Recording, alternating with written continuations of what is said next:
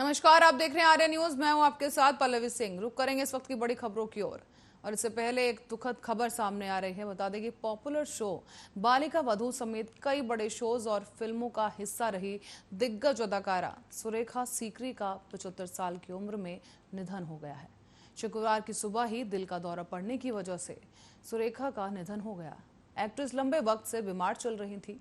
2020 में सुरेखा सीकरी को दूसरी बार ब्रेन स्ट्रोक आया था। तभी से उनकी तबीयत काफ़ी ख़राब चल रही थी। बता दें 2018 में सुरेखा सीकरी को पैरालिटिक स्ट्रोक आया था। 3 बार नेशनल अवार्ड जीत चुकी सुरेखा सीकरी के निधन से बॉलीवुड और टीवी के गलियारों में शोक की लहर दौड़ गई है। सेलेब्स ने सुरेखा सीकरी के निधन पर दुख जताया है। साथ ही दुख जताते हुए सोशल मीडिया पर फैंस समेत कई सेलिब्रिटीज ने सुरेखा सीकरी को श्रद्धांजलि दी। सुरेखा सीकरी ने बालिका वधू में दादीसा का रोल किया था। इस रोल में सुरेखा को काफी पसंद भी किया गया था। एक्ट्रेस को उनकी दमदार अदाकारी के लिए जाना जाता था। सुरेखा का अलविदा कह जाना फिल्म और टीवी इंडस्ट्री के लिए एक बेहद ही बड़ा नुकसान है। सुरेखा सीकरी ने थिएटर, फिल्मों और टीवी में काफी समय से काम किया है और काफी उम्दा काम करते हुए वो देखी गई। साल 1978 में पॉलिटिकल ड्रामा फिल्म किस्सा कुर्सी का से सुरेखा ने एक्टिंग में डेब्यू किया था। सुरेखा को 3 बार बेस्ट सपोर्टिंग एक्ट्रेस का नेशनल अवार्ड भी मिल चुका है। उन्हें ये सम्मान फिल्म तमस, मम्मो और बधाई हो के लिए मिला था।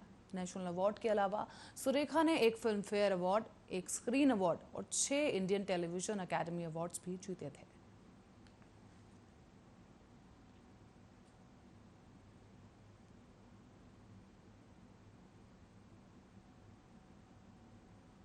और रुक करेंगे अगली बड़ी खबर की ओर। बता दें कि भारत के विदेश मंत्री डॉक्टर एस जयशंकर ने गुरुवार को ताशकंद में अफगानिस्तान के राष्ट्रपति अशरफ गनी से मुलाकात की है।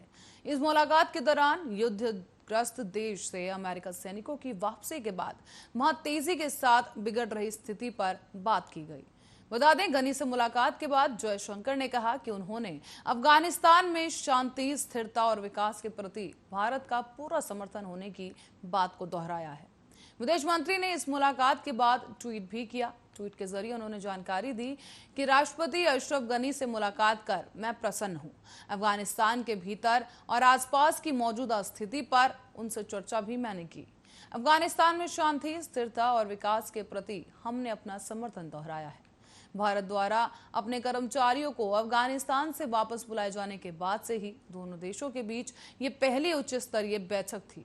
हालांकि ये कहा जा रहा है कि प्रमुख शहरों पर अभी भी तालिबान का कब्जा नहीं हो पाया है, लेकिन कंधार जैसे शहरों पर जहां पहले ही उसका आधिकारिक बेस रह चुका है, वो जगह है जहां लगातार तालिबान कब्जे की कोशिश कर रहा है।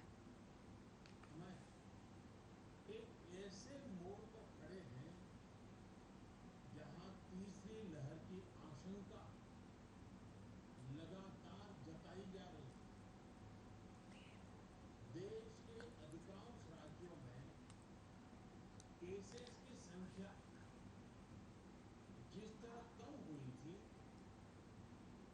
उसमें कुछ राहत साइकोलॉजिकली फील होता था, राहत महसूस हो रही थी। विशेषज्ञ इस डाउनवर्ड ट्रेंड को देखकर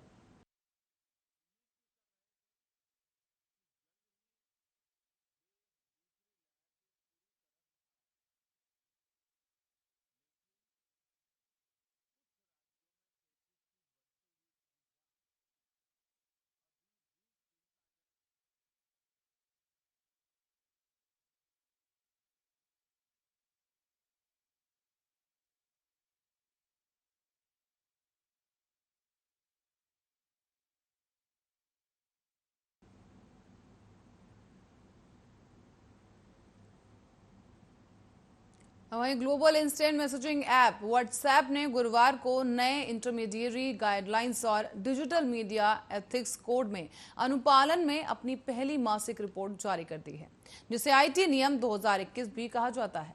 रिपोर्ट के मुताबिक कंपनी ने 15 मई से 15 जून 2021 तक भारत और इस 30 दिनों की अवधि के दौरान कुल 2 मिलियन भारतीय अकाउंट पर बैन लगा दिया है। जबकि इस अवधि के दौरान उसे कुल 345 रिपोर्ट मिली थी। बता दें कि प्लेटफॉर्म दुनिया भर में एक महीने में लगभग 8 मिलियन अकाउंट्स को ब्लॉक कर रहा है। ऐसे में व्हाट्सएप ने अपनी रिपोर्ट में कहा है कि हमारा मुख्य ध्यान खातों को बड़े पैमाने पर हानिकारक या फिर अवांछित संदेश भेजने से रोकना है।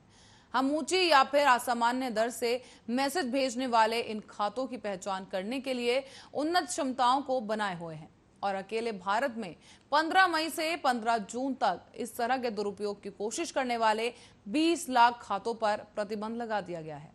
कोई भी व्हाट्सएप अकाउंट जो कि +91 से शुरू होने वाले नंबर के साथ रजिस्टर है, उसे प्लेटफॉर्म पर भारतीय अकाउंट माना जाता है। जिन 2 मिलियन भारतीय अकाउंट्स पर इसने बैन लगाया है, वो इसकी 3 स्टेप प्रोसेस के अनुसार थे। बता दें कि ऐसे में 95% से ज्यादा अकाउंट्स को बैन कर दिया गया था, जिन्होंने स्वचालित या फिर बल्क मैसेजिंग का गलत इस्तेमाल किया था।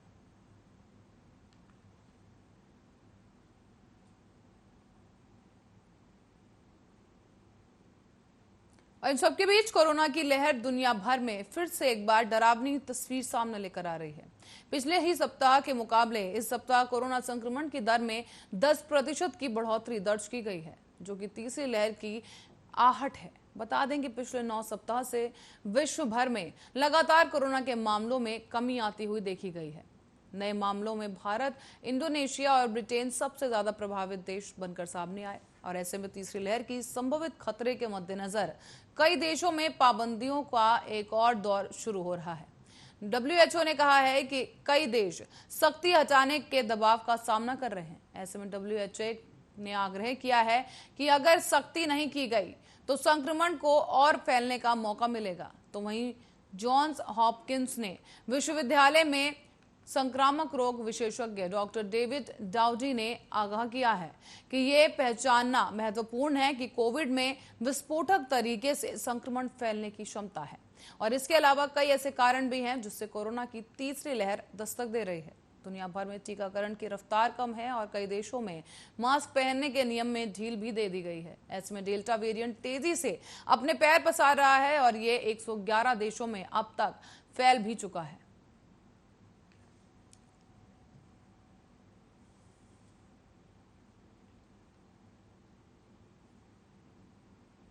कोरोना महामारी की तीसरी लहर की आशंका के बीच कांवड़ यात्रा को मंजूरी देने के यूपी सरकार के फैसले पर आज सुप्रीम कोर्ट में सुनवाई की जाएगी। कोर्ट ने इस पूरे मामले पर खुद ही संज्ञान लिया है और कोर्ट ने कहा कि उत्तराखंड ने कोरोना की तीसरी लहर की आशंका को देखते हुए कांवड़ यात्रा रद्द कर दी है, लेकिन ऐसा जो है यूपी में नहीं किया गया।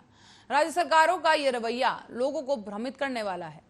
इस मामले में कोर्ट ने उत्तर प्रदेश, उत्तराखंड और केंद्र सरकार को नोटिस जारी कर दिया है और आज सुबह 11:30 से दोपहर 12 बजे के बीच सुनवाई की जाने की जो समय सीमा है वो तय की गई थी। हालांकि आपको बता दें कि न्यायमूर्ति RF नरीमन और न्यायमूर्ति BR गवई की पीठ ने प्रधानमंत्री नरेंद्र मोदी के उस बयान का भी यहां पर जिक्र किया है जिसमें PM मोदी ने कहा था कि कोविड को रोकने के प्रयासों में कोई भी समझौता नहीं किया जा सकता।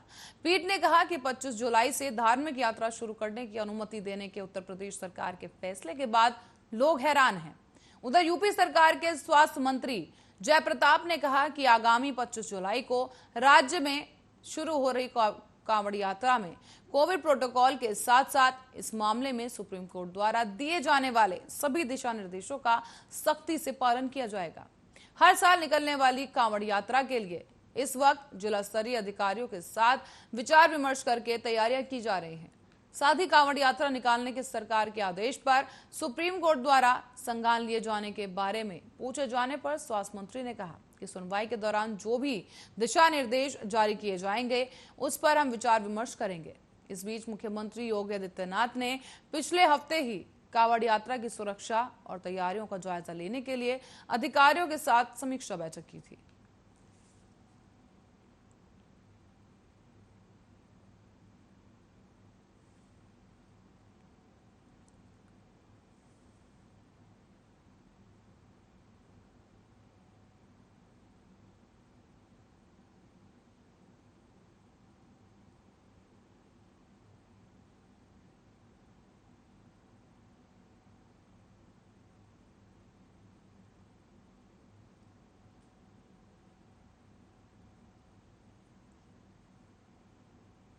बढ़ते अगली खबर की ओर, जहां कश्मीर में आतंक के खिलाफ सुरक्षा बलों का ऑपरेशन क्लीन लगातार जारी है। श्रीनगर के सौरा इलाके में देर रात से आतंकियों और सुरक्षा बलों के बीच मुठभेड़ चल रही है और इस मुठभेड़ में 2 आतंकी अब तक ढेर हो चुके हैं। इलाके में सर्च ऑपरेशन चलाया जा रहा है। सुरक्षा बलों ने 2 आतंकवादियों के शव भी बरामद कर लिए हैं और इस मुठभेड़ में सीआरपीएफ के 2 जवानों के घायल होने की खबर भी सामने आई है।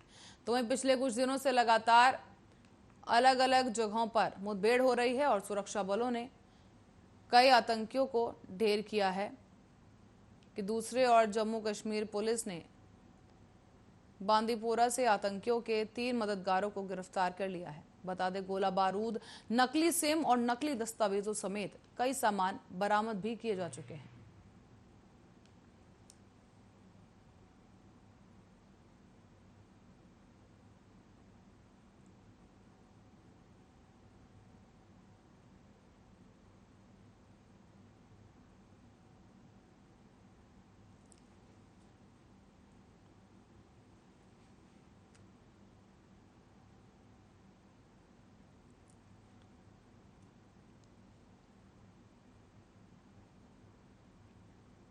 तो वहीं देश में करीब पिछले 15 दिनों से कोरोना संक्रमण की स्थिति ज्यों की त्यों बनी हुई है। हर दिन करीब 40,000 नए केसेस सामने आ रहे हैं और रोजाना 500 से लेकर 1000 संक्रमितों की मौत हो रही है। शुक्रवार सुबह को स्वास्थ्य मंत्रालय की ओर से जारी किए गए आंकड़ों के अनुसार पिछले 24 घंटे में करीब 38,949 नए कोरोना केसेस सामने आए हैं, जबकि 542 संक्रमितों की जान चली गई। इससे पहले गुरुवार को 41,806 नए कोरोना केसेस दर्ज किए गए थे। तो वहीं पिछले 24 घंटे में 40,026 लोग कोरोना से ठीक भी हुए हैं। ऐसे में वर्तमान में कोरोना एक्टिव केस 4 लाख से ज्यादा बने हुए हैं, जबकि 4,30,000 लोग अभी भी कोरोना संक्रमित हैं, जिनका इलाज चल रहा है। कोरोना से अब तक कुल 4,12,531 लोगों की मौत हो चुकी है। अच्छी खबर यह है कि अब तक कुल 3,01,83,000 लोग कोरोना संक्रमण से ठीक हो चुके हैं। महामारी की शुरुआत से लेकर अब तक कुल 3,10,26,000 लोग संक्रमित हुए थे। इस बीच स्वास्थ्य मंत्रालय के अनुसार 15 जुलाई तक देश भर में 39,53,00,000 कोरोना वैक्सीन के डोज दिए जा चुके हैं। बीते दिनों 38,78,000 टीके भी लगाए गए और वहीं भारतीय आयुर्विज्ञान अनुसंधान परिषद के अनुसार अब तक 44 करोड़ कोरोना टेस्ट किए जा चुके हैं और बीते दिन करीब 19.55 लाख कोरोना सैंपल टेस्ट किए गए हैं, जिसका पॉजिटिविटी रेट 3% से कम रहा।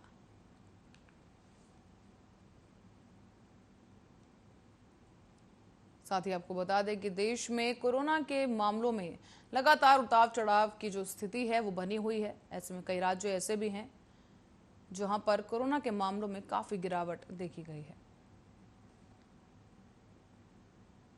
और इसी बीच तेल कंपनियों ने शुक्रवार को पेट्रोल और डीजल की कीमतों में कोई बदलाव नहीं किया है, जबकि अंतर्राष्ट्रीय स्तर पर कच्चे तेल की कीमतों में गिरावट आई है। देश भर में इस समय तेल की कीमत रिकॉर्ड स्तर पर बनी हुई है और इससे पहले गुरुवार को पेट्रोल में 35 पैसे और डीजल में 15 पैसे प्रति लीटर की बढ़ोतरी की गई थी। दिल्ली में आज पेट्रोल 101 रुपए 54 पैसे प्रति लीटर पर बेचा जा रहा है, जबकि डीजल 89 रुपए 87 पैसे प्रति लीटर पर बेचा जा रहा है। मुंबई शहर में जहां 29 मई को ही पेट्रोल के दाम पहली बार शतक के पार पहुंच चुके थे, तो वहीं गुरुवार को पेट्रोल का दाम मुंबई में 107 रुपए 54 पैसे प्रति लीटर की नई ऊंचाई पर पहुंच गया है।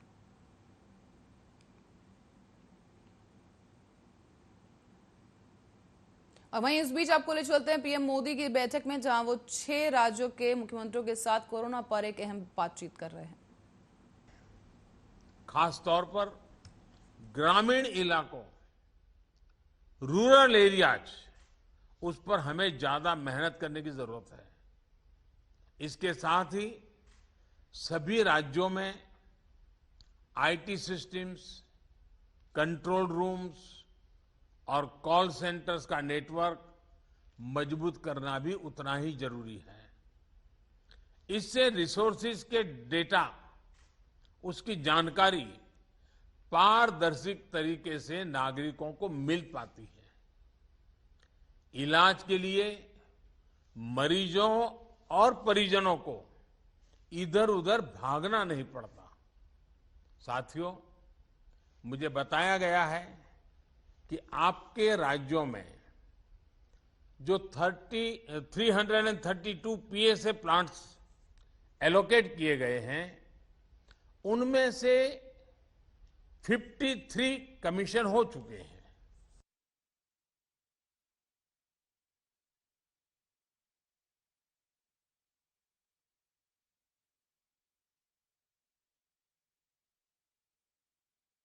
कोरोना के हालातों पर केंद्र की लगातार नजर बनी हुई है। इसी बीच ये 6 राज्य ऐसे सामने आए थे जहां पर कोरोना के जो मामले हैं उनमें बढ़ोतरी देखी जा रही थी। हालांकि पूरे देश में कोरोना के मामलों में लगातार गिरावट बनी हुई है, लेकिन कुछ राज्य ऐसे भी हैं जहां पर कोरोना संक्रमण के मामलों में उतार चढ़ाव देखा जा रहा है, जिस पर प्रधानमंत्री नरेंद्र मोदी ने 6 मुख्यमंत्रियों के साथ 6 राज्यों के मुख्यमंत्रियों के साथ ये अहम बैठक की है, जिसमें वर्चुअल कॉन्फ्रेंस के जरिए पीएम मोदी ने बैठक की है। तो वहीं आपको बता दें कि देश में कोरोना संक्रमण के मामलों में गिरावट के बीच अब राज्यों में कोरोना के मामलों में उतार चढ़ाव की स्थिति बनी हुई है। ऐसे में मध्य प्रदेश में बीते 24 घंटे में कोरोना वायरस संक्रमण के 20 नए मामले सामने आए और इसके साथ ही प्रदेश में इस वायरस से अब तक संक्रमित पाए गए लोगों की कुल संख्या बढ़कर 7,91,614 हो गई है। मध्य प्रदेश स्वास्थ्य विभाग ने एक अधिकारी ने ये जानकारी दी कि कोरोना संक्रमण मामलों के आंकड़ों की जानकारी साझा करते हुए उन्होंने बताया कि प्रदेश में अब तक इस बीमारी से मरने वालों की संख्या 10,510 है। साथ ही उन्होंने ये भी जानकारी दी कि प्रदेश में कुल 7,91,614 संक्रमितों में से अब तक 7,80,851 मरीज स्वस्थ होकर घर लौट चुके हैं, जबकि 293 मरीज ऐसे हैं जो अभी भी अपना इलाज करवा रहे हैं और अस्पताल में भर्ती हैं। जबकि बीते 24 घंटे में कोविड-19 के 36 रोगी स्वस्थ होकर घर भी लौट चुके हैं।